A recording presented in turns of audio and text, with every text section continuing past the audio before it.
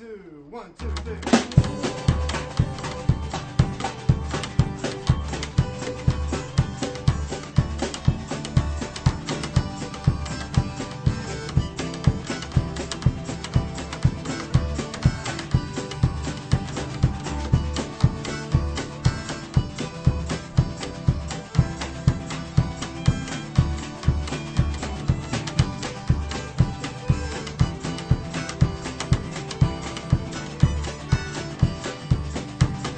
Hello and welcome to Ithaca DSA Presents. I'm Theresa Alt. I'm here today with Katie Sims, who just now was running for mayor of the city of Ithaca, running on an independent progressive line. Katie, maybe say a little something about what motivated you to run. I decided to get in this race because I felt like we needed a candidate that represents the real progressive values that so many Ithacans have.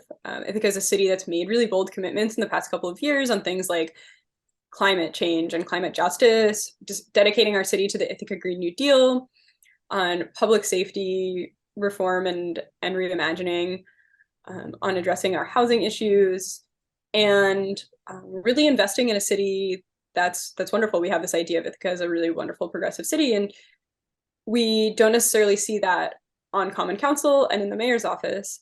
And at this moment, when our Ithaca progressive movements are demanding a lot of change and are demanding a lot of accountability, it felt like we needed a candidate on the ballot to represent that. So I ran because I really think these projects are possible. They're possible to follow through on, but we really need a mayor who will make them a priority. So perhaps one of the most notable of these, you mentioned climate justice, or as some refer to it, the Green New Deal.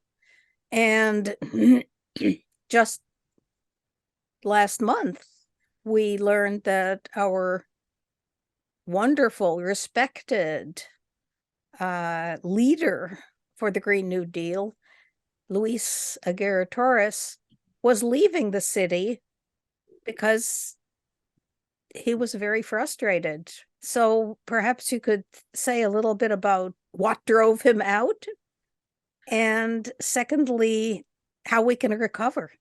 Yeah, so Luis's departure from the city is it's really sad. Not like his leaving, because I think that it really made sense for him, given the conditions he was facing, but really the conditions that existed at the city are really dismaying to hear about, both as like a person who cares a lot about this community, and about neighbors, and also as a person who like worked really hard on the Green New Deal and believes in it, because the Green New Deal has this vision of investing in equity at the same time that we address climate justice.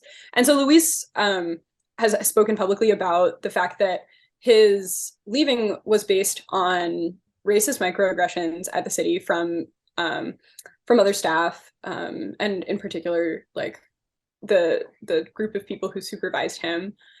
And which is planning department, isn't it? He's part of the planning department, and also, is more broadly supervised by like the mayor's office and the city attorney. He didn't go into detail about like who was bringing these problems, who's bringing these problems.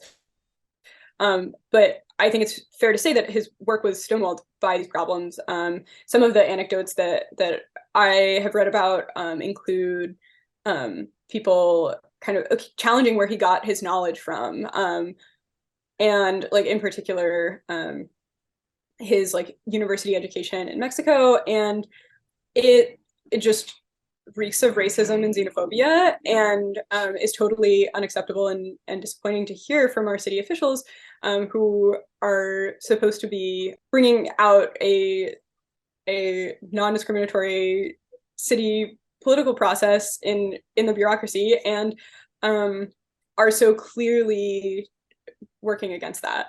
Luis is a really highly qualified expert on the work that he was doing at the city, and it's dismaying to see the way his expertise was received. And so it is a big loss for the city.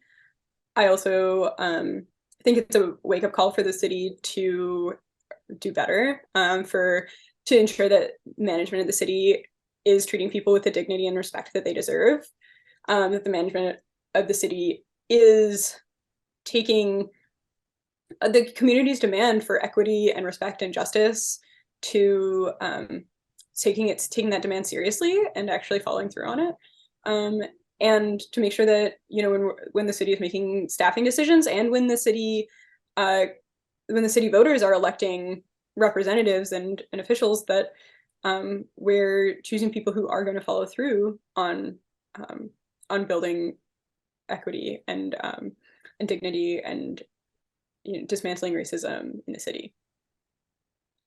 Well, I have to worry about that because I'm not sure that that's what people are voting for. I think we have heavy in the voting population. You might say we have overrepresentation of the upper middle class. That's certainly true, and I think there's the voting population of Ithaca is very like disrepresentative of the people who live here, and I think some people like to say that like college students shouldn't count in like when we consider who's voting here and who's not, or things like that. But the fact of the matter is that college students are severely impacted by the conditions that they face here. They have real, valid analysis of what's going on in their lives, and how the city affects that. And so when we think about the fact that 30,000 people live in the city of Ithaca, and, you know, like 6,000 people vote in the city of Ithaca, where, you know, even if that's a pretty high number of registered voters, it's not a very representative sample of the residents of the city. And it is very overrepresentative of people with more wealth, and older people in a city where the median age is 22 years old. The median age is 22. I didn't know that. Yep. Well, I feel in the city, I feel a lot more justified when people have said I should run for council, and I've said, no, I am totally demographically inappropriate. Well, yeah, I mean, I think it makes like there's a place for everyone. Like, you know, there's like, we need representatives from lots of different ages. But when I do get a little bit frustrated when people say like college students or recent graduates are too young to run for office in Ithaca, because if we say that you can't run for common council, even until you're, you know, if you're 23 years old, you're discounting over half of Ithacan. Respect experience. I expect, you know, I want representatives to be well informed and understand what's going on, but also like there's real experiences that aren't being represented, real experiences of like developed adults that like aren't being represented in our government all the time.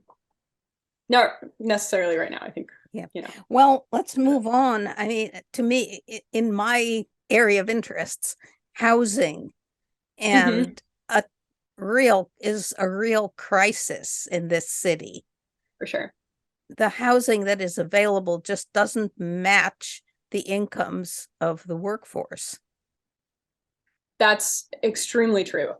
And I think that one of the things that has been really consistent about the political narrative in Ithaca over the past like decade has been housing. You know, we need to do something about housing. We have a shortage of housing. And the way that has been treated has largely been to encourage development of luxury housing units, and to provide tax abatements for them. And I'm really concerned with the way that this is undermining our tax base. I think that you know, if we're going to have luxury housing, people who can afford to pay those really high rents, and people who own those buildings and benefit from those high rents, need to be contributing to our tax base, because we already have huge tax breaks for Cornell in property taxes in the city alone. It's about a $30 million tax break. And our city budget is $80 million. It's a huge amount. And when we go ahead and also provide tax breaks for our newest and most expensive housing, the people who can afford the most to contribute to our city aren't contributing to taxes. And so I think that we really need to take a different approach, because homelessness and housing is still getting worse. Like this approach has not been working. We're seeing more homelessness, more housing instability, more displacement, and also more violence against homeless people. And the way to address this is to ensure that there is ample housing at low income levels, and also to provide people with the protections that they need in order to stay in their homes year after year. So the two policies that I'm really excited about and really hope that we can move forward on council next year are good cause eviction, which would allow tenants to stay in their houses year after year, not because right now you can arbitrarily be your lease can arbitrarily be non-renewed, which the only way to enforce that is an eviction. So that's kind of the practical implication of this policy is eviction. Eviction And only for good cause. That's why it's called good cause eviction. Oh, yeah. So what I meant is that, like, when you get non-renewed, your lease gets non-renewed, the only way to enforce that is an eviction. So it is effectively, forcing, it is forcing you to leave. And so a good cause would make it so that you could only be evicted for what is considered a good cause, which would be non-payment of rent, like a significant nuisance is like the word that's used. And these, I think that, we can also go back and forth about whether and when these things are good causes and whether and when we need like other protections. But this prevents arbitrary evictions, and that is really powerful and important and helps people build long-term stable lives in Ithaca. Because if you can't trust that your housing is going to be stable year after year, how can you like plan your career? How can you have a family? How can you reliably and plan your like finances and just everything that it takes to be a person? And renters deserve the ability to do that. And then the other policy that I'm really excited about is the Emergency Tenant Protection Act. And what happens is if the city of Ithaca can do a vacancy study and prove that there are not enough housing units, which I feel really confident that if we did the study effectively, that we would find that, judging based on myself looking for housing, helping other people look for housing, looking at like the market conditions, it really seems like, the vacancy rates are extremely low. And some like kind of preliminary studies have shown that. But we would need to do a formal study for it. And then if so, we could opt into this policy that would implement rent stabilization on some of the larger and older apartment buildings in the city. This wouldn't apply to like a huge number of units, but what it would do is set aside units to be affordable in the long term, to have manageable rent increases, to have improved rights year after year for tenants, like protections to stay in their house. And it would go a long way to ensuring that we do have housing available for people at all income levels. And so I think it's a really important next step to look at for housing in Ithaca. Okay, so right to renew your lease. And and the so-called ETPA, Emergency Tenant Protection Act, which only applies to a subset of buildings. But there was a researcher who estimated that there were 1,900 such units in the city. That would be, apartments, not buildings. And there was some, hey, can that really be true?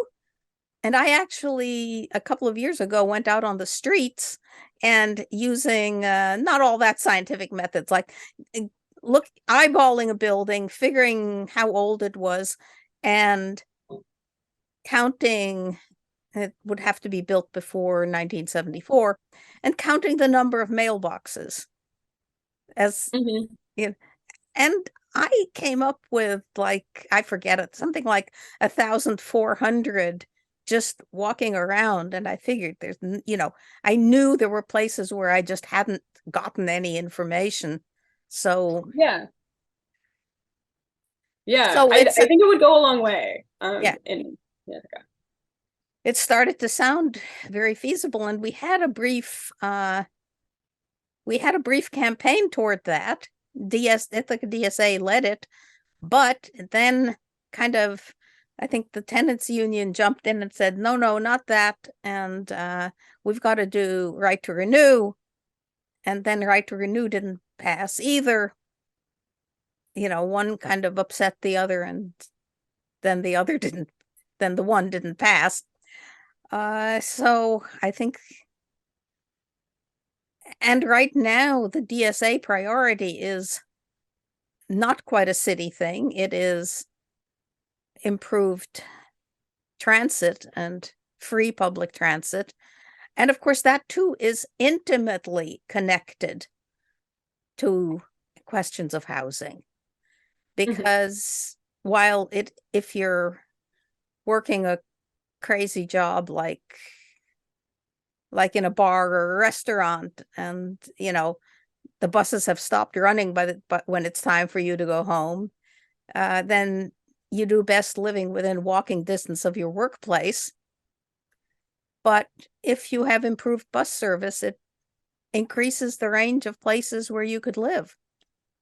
Yeah, and also one of the things that that matters a lot for having good bus service that serves the most number of people is having um, more dense housing around bus services. So a having kind of transit corridors that where apartment buildings are built that are bigger and denser is really helpful in providing reasonable transport and affordable and efficient public transit to all areas of the city and beyond the county. Yeah. And some things are happening. For instance, a something like 180 units of, by definition, affordable housing are going in on the site of what used to be the western part of the Green Street garage. Mm-hmm. That was a good decision by the city, Yeah. as far as I know, but it has been held hostage to what they are building first, which is a huge conference center on that site. Mm-hmm. But that was the decision. The hotel industry wants the conference center. So that goes in first, and then the housing comes on top of it. Mm-hmm. Yeah, but it is a good location for that housing though. Also, especially considering how close it is to our bus hubs. I think that's going Yeah. to be a very good location, and it's an example of like when we can more actively plan things to maximize the ways that our resources like work together, and that we can have these like really valuable public goods all near each other. I think that um, it's just a good example of Yeah. that. Of course, the other side of the lack of affordable housing is the 100 or so people who sleep in the jungle, homelessness. Mm-hmm. Yeah, and we've seen a lot of debate this year about what to do about the homeless encampments in Ithaca, and the big project that has dominated the debate this year is a proposal called Tides, which stands for the Ithaca Dedicated Encampment Site. And it proposes that some infrastructure be built in the Southwest Park is the technical like city of Ithaca name for this plot of land, where there are a couple of encampments, and the infrastructure would be things like a fire road into the area, and some cabins for people to live in, a meeting area, some like bathroom facilities. And then there's this big looming question over it about what the rules are about it. So there's for the past many years, the policy has been called, it's a tacit acceptance policy for the encampments. And that means that it's technically illegal to camp there, but it's unenforced. It is just like, okay, you like, you know, we're not gonna enforce this law. And there's a question of whether to change that and whether to clear the encampments. And one thing that we know for sure about homelessness and about homelessness policy is that criminalizing homelessness is the worst thing basically that you can do. Is that it does not provide a clear or effective route to having safe, affordable, long-term, stable housing. Incarcerating people is an extremely destabilizing and dehumanizing way of addressing social problems. And expensive. And expensive and affordable housing. And even like short-term jail stays, and even things like being forced to move by a police officer out of your home. Maybe your belongings get thrown away. Maybe you get separated from a pet that like is really important to you. And what we can do instead is that we can provide permanent supportive housing. And permanent supportive housing is programs where people who are homeless, especially people who are homeless without shelter, are placed in an apartment that is either paid for completely or subsidized or like income based, and they are provided with a caseworker who helps them access resources to get things like food, to get employment or employment training, to get medical care, to get psychological medical care, healthcare, and to like have the services they need to stabilize their lives. And consistently, when you look at the research, when you look at outcomes, when you look at surveys, this is the most effective way to address homelessness. Yeah. And it's the route that we should take in Ithaca. It's sometimes called housing first. Yes. Yeah. And there are a lot of barriers to housing in Ithaca. And I think people sometimes want to say like residents of the jungle aren't ready for housing or don't want to be housed. And largely that's not true. When you like survey residents, there are huge barriers to housing. For example, most people don't know that that living in the homeless shelter in Ithaca costs 75% of your income, usually. And so most people think that it's free to stay in a homeless shelter, but it's not. People can pay hundreds or even over $1,000 a month to live there. And in the process of that, will often have to give up most of their belongings, have to leave the shelter during the daytime and like find another place to be, have to go through a ton of like paperwork and processes to just get housed there, have to prove sobriety usually. And these like barriers are just frankly like unreasonable for like a person who's trying to leave a chaotic situation. And we can do a lot better. And when we look at the Ties project, I feel like there's a big, and other people also feel like there's a big cloud hanging over it, where if you create a dedicated encampment site, the other side of that is that it's going to become illegal to camp in other places. And that is going to criminalize homelessness. That's going to provide, that is, even if you say it's not going to criminalize homelessness, that is effectively what you're doing. And even with the creation of these like, of cabins, that's not a like proven long-term solution to homelessness. It's not the like dignified housing that people deserve and that will help people like stabilize their lives. And there's also like, I think, a really concerning issue with if someone like isn't allowed to live in the cabins for some reason, or like breaks a rule that they, for whatever reason, they have nowhere else to go, and they will just if they try to camp in another area of the encampments and they're arrested, it will lead to bad outcomes. And so, well, I don't think the infrastructure proposed is necessarily a bad idea. The fact that there's this creating a dedicated encampment site leaves this second issue of it will criminalize homelessness on the other side of the coin.